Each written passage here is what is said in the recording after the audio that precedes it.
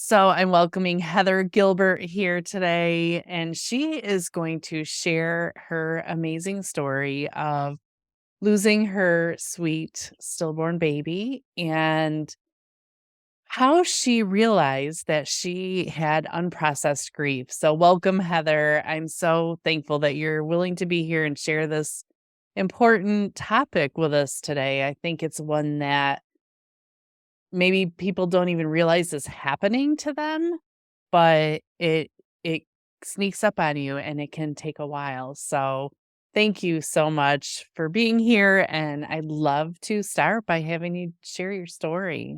Well, thank you for having me. It is a pleasure to be here and to be able to be at a place in my life where I can, share my story. It took me years to find a place of healings to where I can voice my story. So when I was growing up, I never experienced trauma. I was in the what I like to call the all-American family. We ate dinner together. To this day, me, my brother, my parents, we live like 15 minutes away from each other. So we still, we go to church every Sunday together. And so nothing really, quote unquote, bad happened in my childhood. And so I got married in my early 20s. I was around 22. And we had saved up money. So, your next step, you get married, financially stable. So your next step is to naturally have a baby. So I soon got pregnant and I did have gestational diabetes. So they did categorize me into high risk, but really it wasn't, anything concerned. I just had to, limit what I ate and, check my blood sugar levels. So I had my baby shower. It was about 2 weeks before my due. My nursery was done like 6 months, like I was 6 months pregnant. I was ready to go. Aw. So baby shower, I have never been to a baby shower where people are not laughing and smiling and having a good time. And you remember the cake and the gifts, and nobody has a care in the world, and you're just joyful. So that was on a Saturday. I went in for Monday for my 38-week checkup, and they could not find a heartbeat. Mm, And that was 2 weeks before my due 2 date. weeks. I Yeah, mean, you're he so close. Yeah, Yeah. it's 5 pounds, like, you could see his curly hair in the ultrasound, he was 5 pound. I mean, I think they deliver babies at 38 weeks, and they Yes. consider them full term. Sure.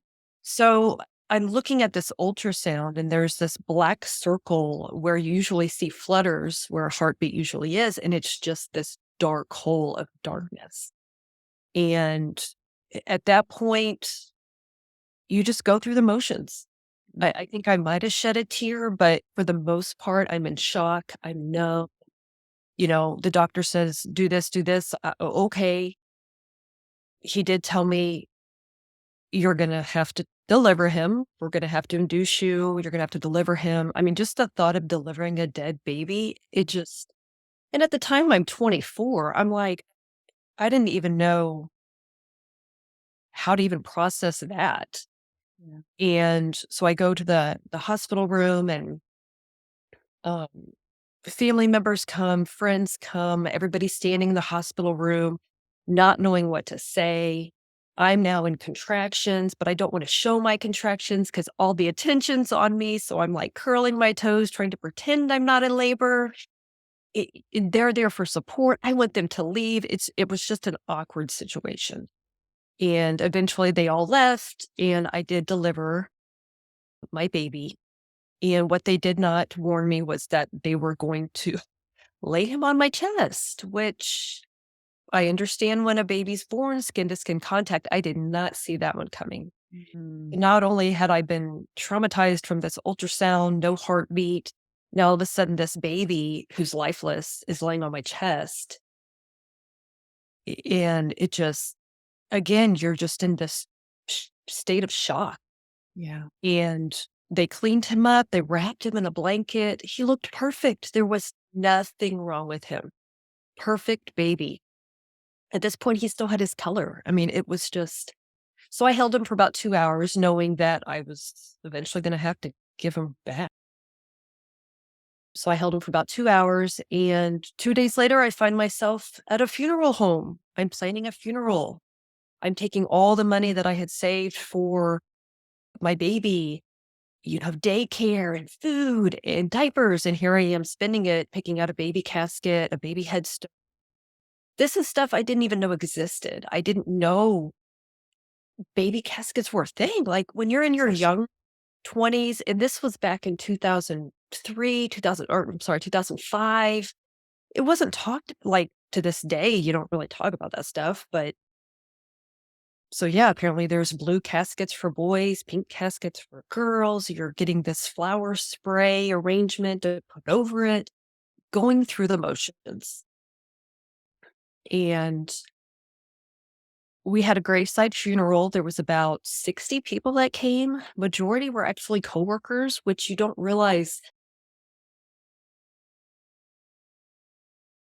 I shouldn't say you don't realize who cares about you, but it was kind of surprising because even you have the coworkers that are men in their 60s that you work with that show up. It's people you don't expect that come and support you. And again, the whole day's a blur. I think anytime we lose somebody, we have to go through that process. It's all a blur. I think I remembered asking the pastor, whoever we had, do the service. I was like, "When I get to heaven, will my baby still be a baby?"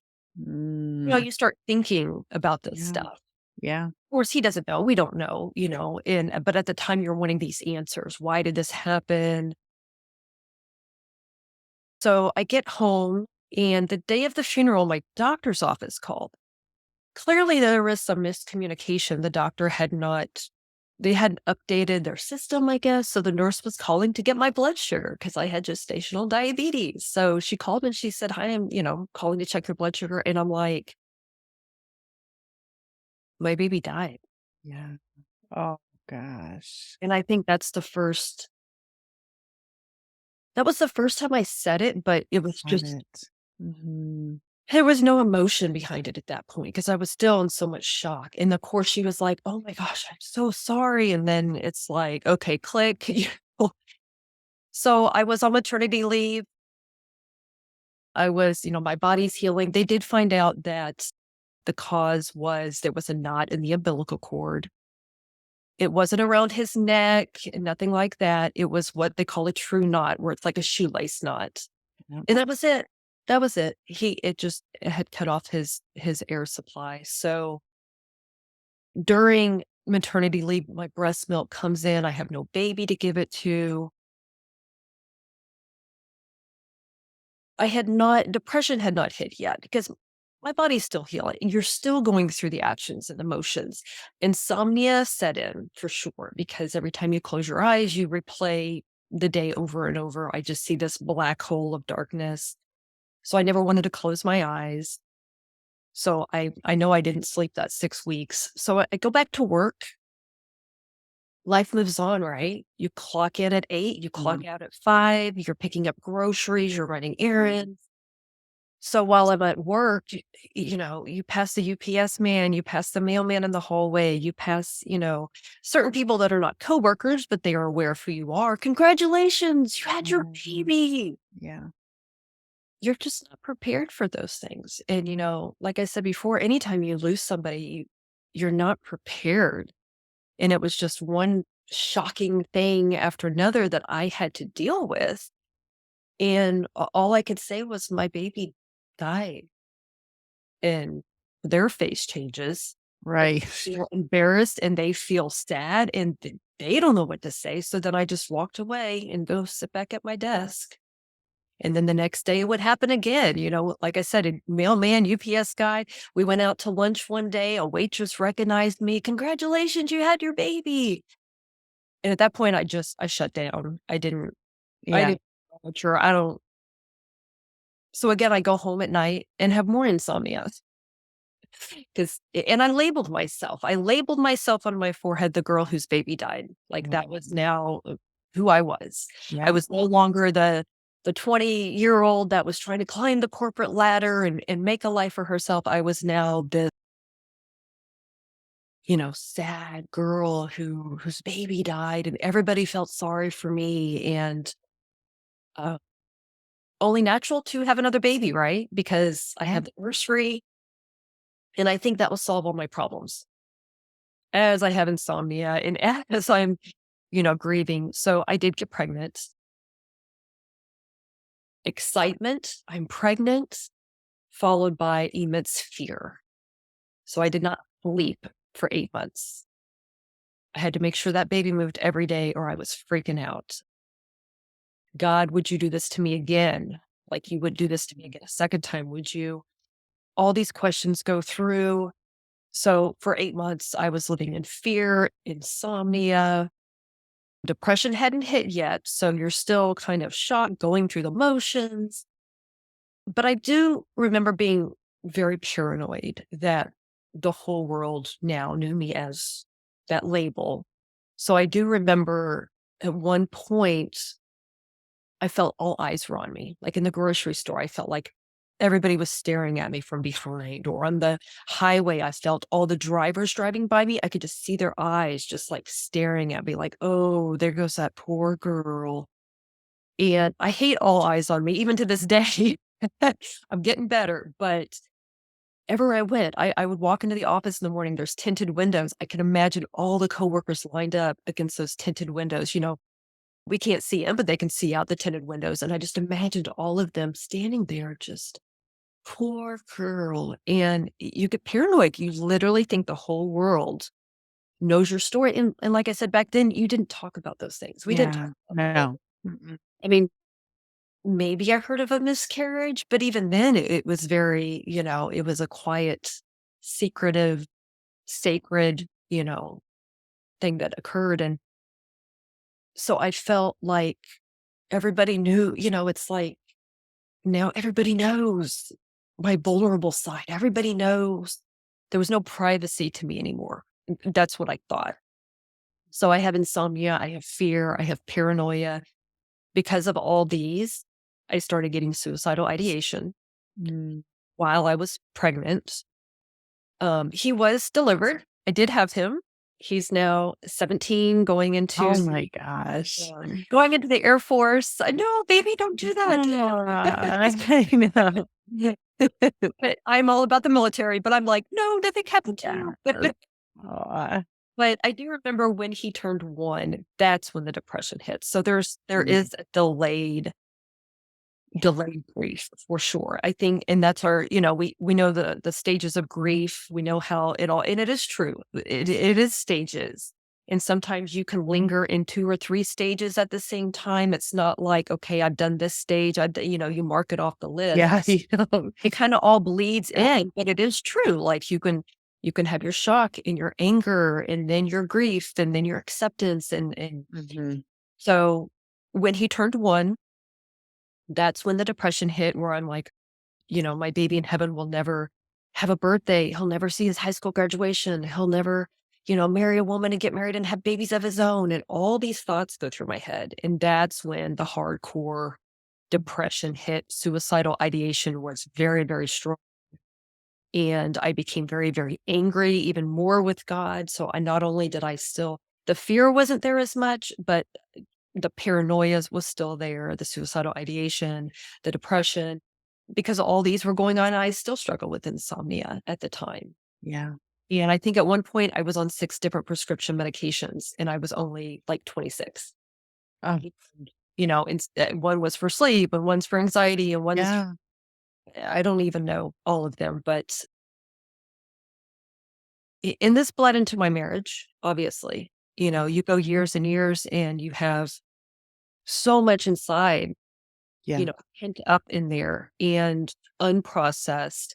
Back then, you didn't even talk about psychiatrists and therapists and counselors. And I did see a counselor. I did end up seeing a psychiatrist once I started getting the suicidal ideation. At that point, I was like, okay, I need help. Mhm. But I did end up filing for divorce. There was a lot of other factors that played into why we got divorced, but obviously that didn't help, right? Yeah. I was Right. I was not a happy wife. I was not even a content wife. I became, you know, very anxious, very bitter, very angry, very sad. And it wasn't until I finally joined a support group, and you do have to humble yourself because sometimes even medicine doesn't always help. You still have to voice it. You still have to talk. And again, I'm still in my 20s. Like at this point, actually, I filed for divorce when I was 30, but still, it's all very new to me. And you go in and you have to tell your story to these strangers. But the good thing is, if there's a good thing, reassurance is everybody has a story. Yeah. So then you hear all these other stories, and it may not be your specific story, but still they deal with grief. They deal with insomnia. They deal with suicidal ideation. They deal with, you know, all the other emotions too. And then finally it's like, so I'm not crazy. Yes. Yeah. And there was this comfort in hearing other people's struggles. And after that, I started, you know, looking more for God and because I was even angry at God. When you're angry at God, that can Mhm. also grip you and take Yes. over you and make you a very bitter person. So through divorce care, which divorce care is a program offered all throughout the country, different churches offer it. I highly recommend it. I'm actually in that ministry right now. I help kids that are going through divorce. I've also taken grief share. I know that's Yeah. also Yeah. there's healing as a choice. I've taken that one, but I all found it at this one church I've been to now for like going on 12 years. But yeah, you have to find that support. And if I had had that support back then, who's to say I could still be married? You just don't know. I'm Yeah. happily married now. I've been married for going on 11 years this July, but when it's unprocessed grief, you're doing it alone, Mm. you do go crazy, like Yeah. It is. Oh my gosh. Thank you so much for sharing that. That's such an incredible story. And I was holding my breath through half of it because it's so parallel to my own experience for sure. And it's just something no one Googles. What happens if my baby dies while you're pregnant or before you're pregnant? I mean, it's just something that thankfully we don't know about, I suppose. But boy, when it happens, it's just a series of punches in the face because you just can't believe at this age that you're doing the things that you're doing. or you think too, And why couldn't have I had a miscarriage? I Like, you thought that think of too. all these things. It's like, I would have much rather had a miscarriage at 3 months. Why? Why let me go all this Right, way? right, Yes, right. yes, yeah. Mm. Yeah, and oh my gosh, I think it is such a it at the time of my loss too, there was nothing, there was no social media, we didn't even have cell phones, and so you were at the mercy of those around you who love you and don't wanna see you suffering, so they say things to try to make you feel better, Which does nothing. which is not helpful. Yeah, it was my husband had first husband when all this happened, he had never experienced depression. Yeah. And even people that don't know what depression is, it's very hard when, he might say, you can choose to be happy. You can choose to get up and it's a Mhm. choice. But sometimes it's not. Sometimes you're so inside your head that and that's obviously when, I would encourage anyone to get on medicine or to Mhm. talk to somebody, get in a support group. But, and even medicine, it's just a tool. It's not like, oh, be on medicine for the rest of your life. But a lot of people don't understand what depression and anxiety even means unless you've been in their shoes. And then it's like, okay, sometimes it's not a choice. Yeah. It's just an No, outcome or it's a side effect. it's truly a medical condition for Mhm. sure. How did you seek the help of your doctors throughout this? Did they just want to throw pills at you? Mhm. So it, when I was being discharged from delivering him, they offered their grievance counselor. They said, here's her information if you'd like to call her. We also offer a grief support group for women who Mm. have been in your situation. But at the time when I was 23, the last thing I wanted to do was sit in a circle and cry with other women who have just lost their baby. Like, how in the world is that going to make me feel better? Like, that was Yeah. my Yeah. attitude. So I didn't call anybody at that time. And I think sometimes it's you have to do it in your own timing. Obviously, when something traumatic happens, you're not just going to immediately get on the phone and say, okay, I want to join a support group. I had to do it on my own time, but Yeah. unfortunately, I had to go through unprocessed grief to get there. So that was offered, and then, yeah, it wasn't until I had the suicidal ideation that I myself got on Google. And now we can get on our cell phones, but Yeah. I like to call it the Google. I got on the Google and just typed in, I know I wanted a Christian counselor because I had all these questions about God. Yeah. Even if you're not a Christian, you still can There's blame so God. much, yeah, you're Yeah. questioning So everything. You question everything at that point. right, right. So I knew I wanted a Christian counselor. So I called somebody, and that's how I ended up, getting plugged in with a psychiatrist. And then I was on that medicine. And then, of course, it was the support group. But really, besides that, I went years not talking to a doctor, or because in my mind, like, what are they going to do? Like, they can't fix this. Or at least that was my thought. Like, Yeah. they haven't been in my shoes. They can't fix this. There's nothing to fix. you know, That's Really, interesting it that was you just say grief. that. Yeah. Yeah. Yeah, Yeah, it was because like a I remember that. I remember only wanting to talk to people who had been through it, mhm, because I knew they were truly the only people that could understand what this was like. My doctor, they'd seen hundreds of it. They had never personally experienced it. And so that was the counsel that I was seeking, which was really hard to find in the days before the internet. right. I mean, So I do feel like, I had my family, but they can only give me a hug and say I'm sorry so many times. yeah, And my coworkers, they're coworkers. So, and I didn't have a church family. I didn't have my friends were my coworkers. I was still in my 20s trying to, make it in the big corporate world. So I didn't really have, I was the only person that I knew that had lost a baby.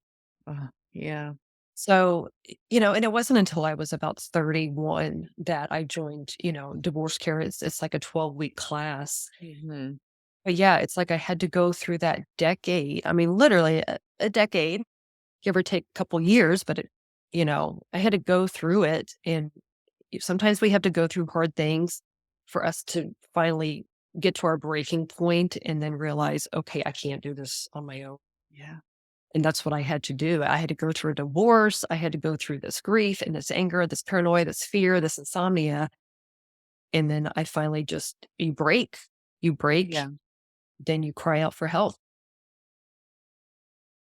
So your divorce, I mean, the statistics are so huge with divorce or some sort of separation after a loss, because essentially your husband has a new wife. And you're never ever the same person again. Oh, right. Oh, yeah. There was a period where I was like, the last time I was happy and joyful was when I was pregnant, and 8 years Yeah. goes by and you don't Yeah. let, and yeah, essentially he had a different wife. Mhm. You don't know how to deal with her. No. She's bitter and angry and so angry. Like, I was so angry with God that I was giving him the finger and rolling my eyes. Like, that's a lot of anger. It's hard. And then to come home and cook dinner and then take care of our newborn. And yeah, I was slowly crumbling. And yeah, it's very hard to navigate a marriage when, you know, you go through something like that. Yeah, it really is.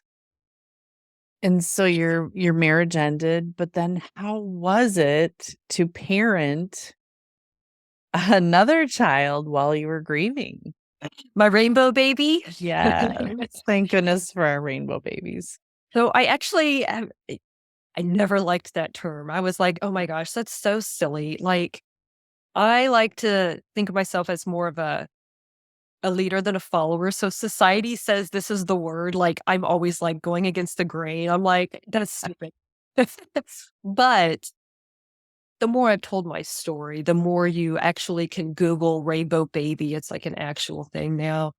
And it is it is a blessing after a storm. You Yeah. know, there are a pot of gold at the end of the rainbow. There are light in the end of a tunnel. So I get it. You know, it's like, okay, he's my rainbow baby. So I Does was a he well, hate it that you call him that? I don't call him that because Okay. I didn't start accepting that term till about a year ago, and he's 16-year-old teenage boy, so I better not start going up and calling Yeah, him no, rainbow. my daughter's 22, she does not love it.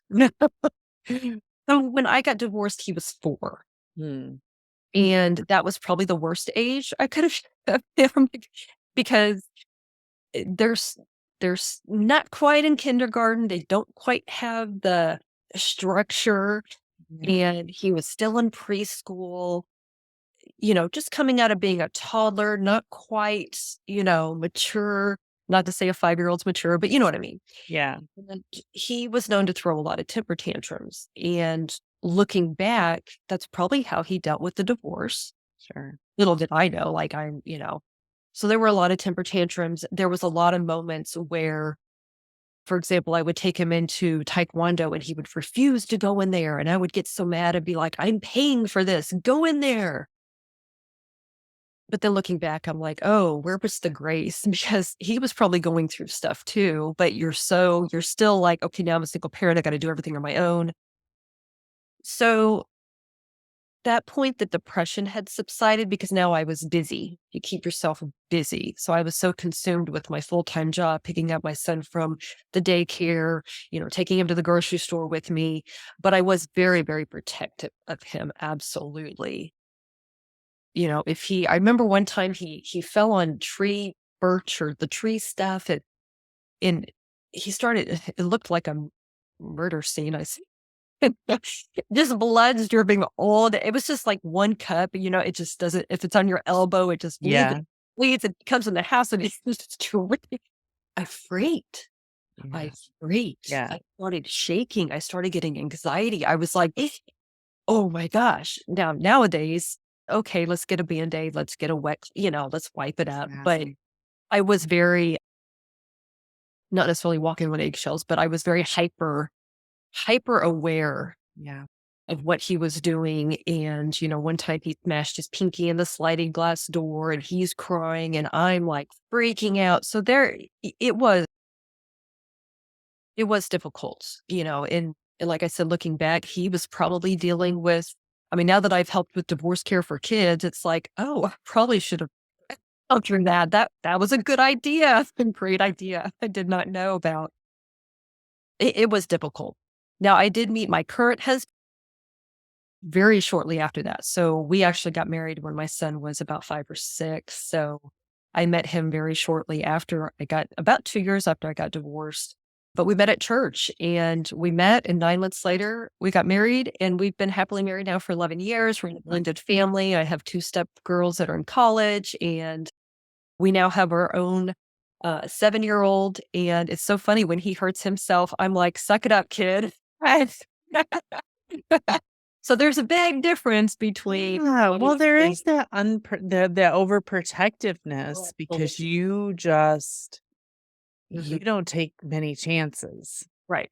And I do know at a you know, loss. in my son, you know, who's now 17, you know, years ago, I probably did baby him, Mhm, you know, and I had some people that were like, you know, now in where I go to church and I have some friends that I really truly respect, and if they offer me parenting advice, I'll take it.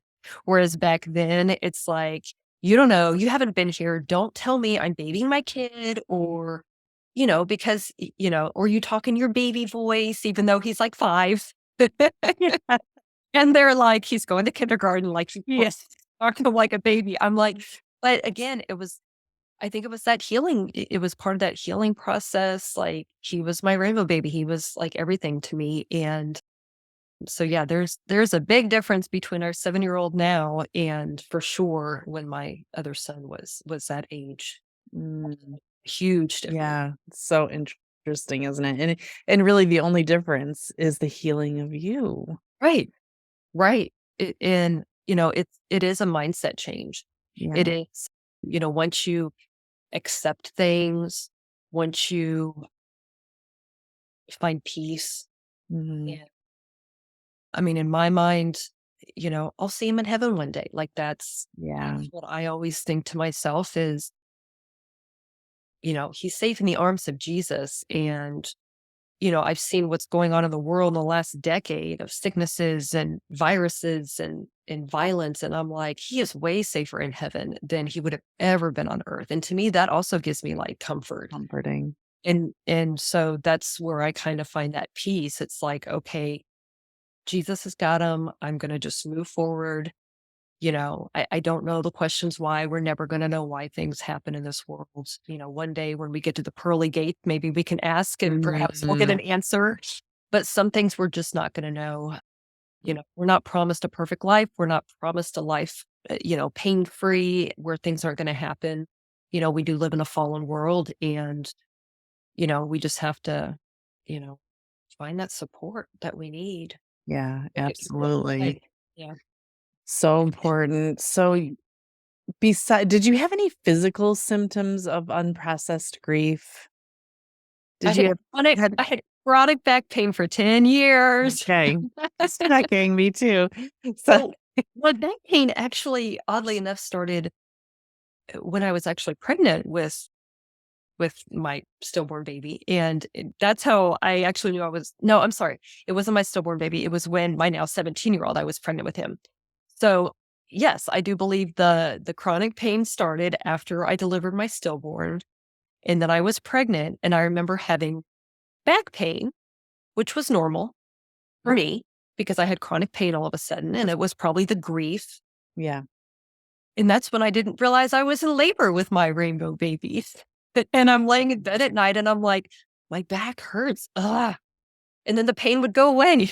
And then I'm like, oh, I feel so much better. And then the pain would come back 5 minutes Yeah, later. And I'm like, this is strange. seems really So I like literally clockwork. I Yeah. lay for 30 minutes watching the clock. I'm like, this is really bizarre. My back pain has never done this. And literally 2 hours later, I delivered him, and I'm like, Oh, that's "Oh, that yeah. was" but e even after I had delivered him, I still did carry a lot of tension. I had tension headaches, tension in my shoulders, back pain, and that was for about a decade. And it wasn't literally until about 4 years ago I started getting the correct chiropractic treatment, and Mhm. he's able to help me with that, and now I've been pain-free for about 3 years. But there was a period where even my chiropractor was like, "You're way too young. Like, you have the body of a night. Like, you're acting like" I had to have my husband pull me out of my car one day because I couldn't get out because my back Oh, wow. pain. But I do think it all started Yeah. with my body carrying that grief.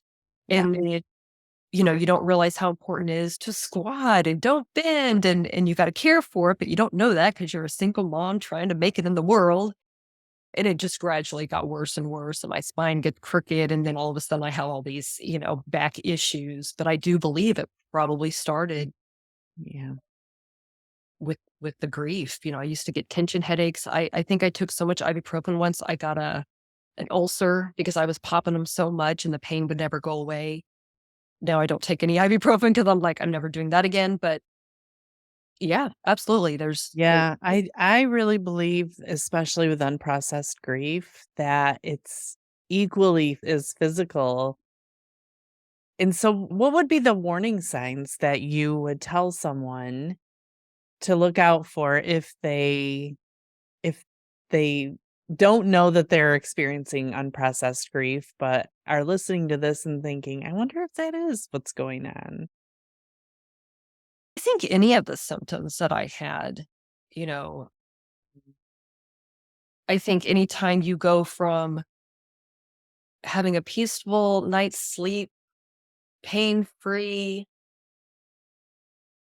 to all of a sudden you can't sleep, I think and I understand, like, everybody grieves differently and different timing and different ways, but mine progressed into 10 years.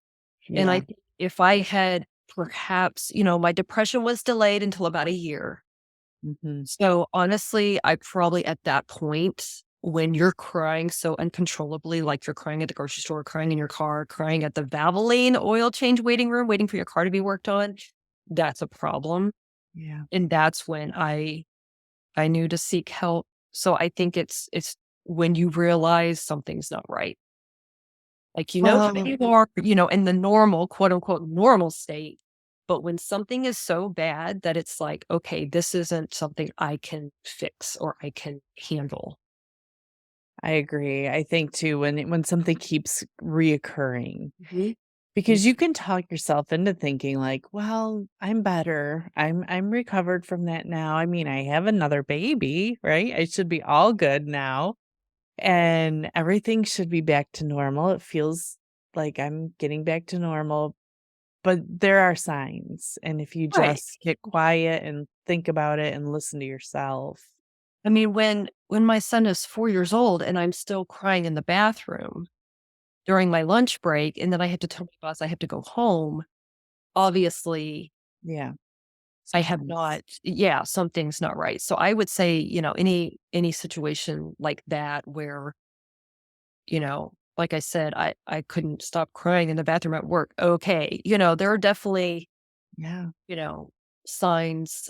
And obviously, I think too, when you reach out to friends and you have a good support group. Now I have a really good support group of friends who really value me and trust, I trust them, I value them.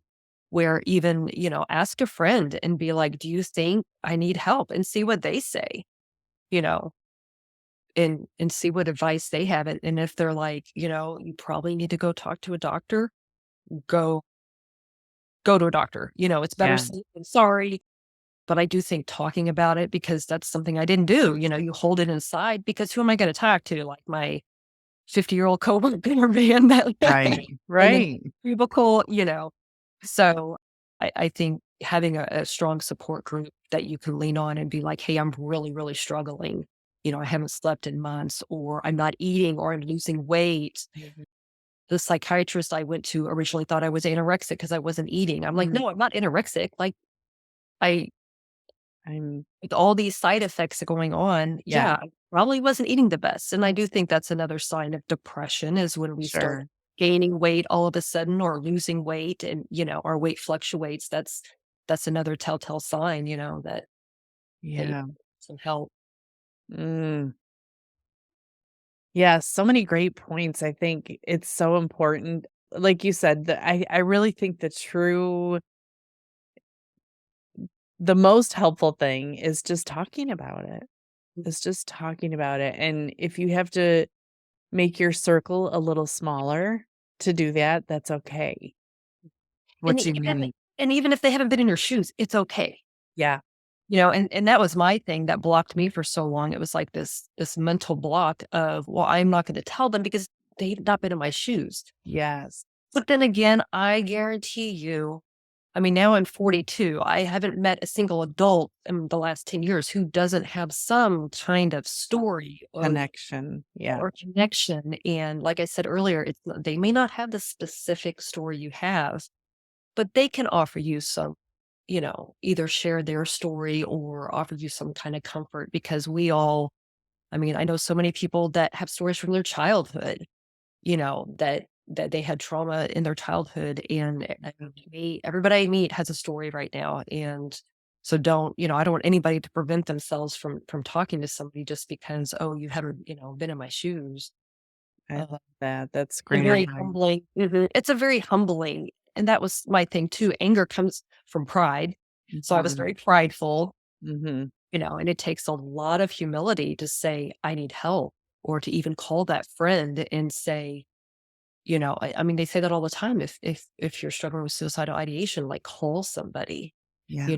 and it's true. Like call somebody and just say what's on your mind, like whatever's on your mind, because sometimes people can say things and it can completely change your perspective, and you're like, okay, that makes sense. Yeah. Yeah. Yeah. What came up for me when you were saying that too is, this comparison that we do as women, right? Like, "Oh, well, you don't understand because yours was an early miscarriage," or "You didn't have this," or "You had this." And I think if we could if we could get better about sharing our stories about the ugly parts of our lives, how much easier would it be able to come out with these share our stories and feel like we're actually helping someone do it, and that's what I'm hoping to keep going here because I love that we all have our own version of the story, even though some of the details are very similar. And and as women, I've been told this is my weakness. It's okay to be vulnerable. Oh, yeah. And I think because I I had struggled for so many years and I had cried so many tears that the anger would no longer allow me to cry tears. I no longer became vulnerable and then you shut down. And so I'm to the point now where I do agree, like, we have to find that group of friends. We have to stop comparing stories and just open our hearts and be vulnerable and trust each other. Yes. And we'll find healing through that just by being vulnerable. We can find healing. That's so yeah, that's amazing because we all have a story Mhm. and they're very different lots of times, but yeah, Mhm. definitely. Well, thank you so much for being here and sharing your incredible story. And where can people read more about you and your story? Sure. I have my website. It's heather-gilbert.com. They can go on there and read my whole blog. I obviously had to short it for your podcast show, but it's about an 8-minute story. They can also go on there for more podcast information of topics that I discuss on podcasts. But yep, heather-gilbert.com. Well, thank you. I love that you're willing to spread your knowledge and your experience in order to help others. That really means a lot. So I Loved being appreciate here. I you. loved talking with you. Thanks.